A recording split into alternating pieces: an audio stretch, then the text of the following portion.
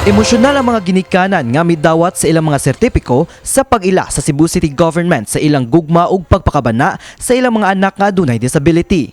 Kiniatol sa pagtimaan sa 48th National Disability Rights Week. Gawas sa mga ginikanan, 12 ka barangay gikan sa kinatibuk ang 80 ka barangay sa Cebu City lamang ang nakadawat sab og pasidungog o pag-ila human makatuman sa tanang dokumento ug mga kinahanglanon supay sa programa. Usa sa mga gipasidunggan si Elgin Sopapo Aliman, 50 anyos, presidente sa PWD organization sa Barangay Pitos nga adunay 156 PWD members.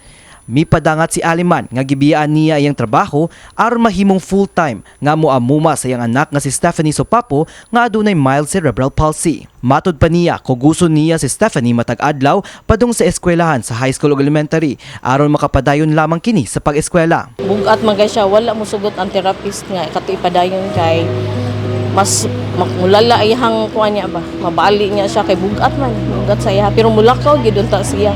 Nagid chance nga makalakaw siya. Human sa mga tuig sa pagpaningkamot, nakagraduar si Stephanie sa kursong Bachelor of Science in Computer Science. Sumala kang Stephanie, dili sayon ang daan padung sa diploma. Tungod sa kamahal sa matrikula, misuway siyag online selling samtang iyang amahan nagtrabaho isip pribadong driver aron makatabang sa gasukonon sa pamilya. Dako usab ang iyang pasalamat sa mga nag-sponsor kaniya nga nakatabang aron makahuman sa kolehiyo. Sa wala pa ang kalampusan, napugusab si Stephanie sa paghunong sa paeskwela. Duha ka tuig siyang nahunong sa high school, human giingnan siyang teacher nga mas angay siyang ipa-enroll sa special education o SPED tungod sa iyang kahimtang. Karon, nangita na siyang trabaho og naglaom nga makasud isip virtual assistant. Karon ganahan ako mag-VE sa kay more on kuha naman coding, yeah, and data entry. Ana.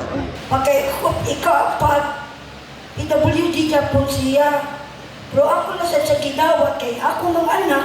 Lahisab nga istorya ang gipaambit ni Cleofemia Arante nga adunay 4 ka mga anak nga adunay mga disabilities.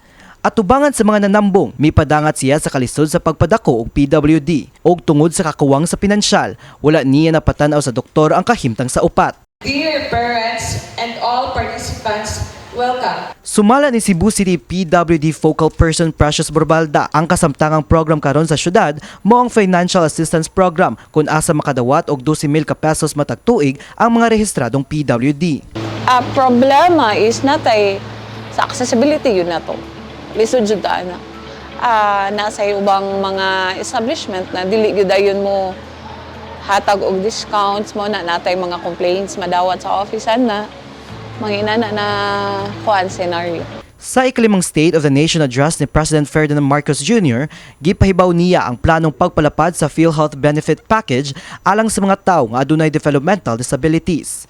Aron ang therapy sessions, gikan sa 90, palapdan ngadto sa 150 ka sesyon. Alang kang Ninya Grace Padilla, ginikanan sa usa ka batang PWD, dako kining tabang kun matuman. Matud pa niya, bag-o lamang giingnan ang iyang anak nga magpa-occupational therapy nga mokabat sa 4,500 ang magasto matag buwan. Hinungdan nga iyang giproseso ang PWD ID sa iyang anak aron makabenepisyo sa mga diskwento. Ang advantage mao gyud na nindot gyud na siya para namo sad kay at least maka-avail mi na gamay-gamay na lang po damo magasto di ba?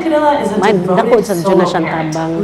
Gipasalig sa PWD office sa Cebu City nga abli ang ilang buhatan alang sa mga pangutana ug hangyo sa tabang. Kini si Mark Ermas, alang sa MyTV Cebu.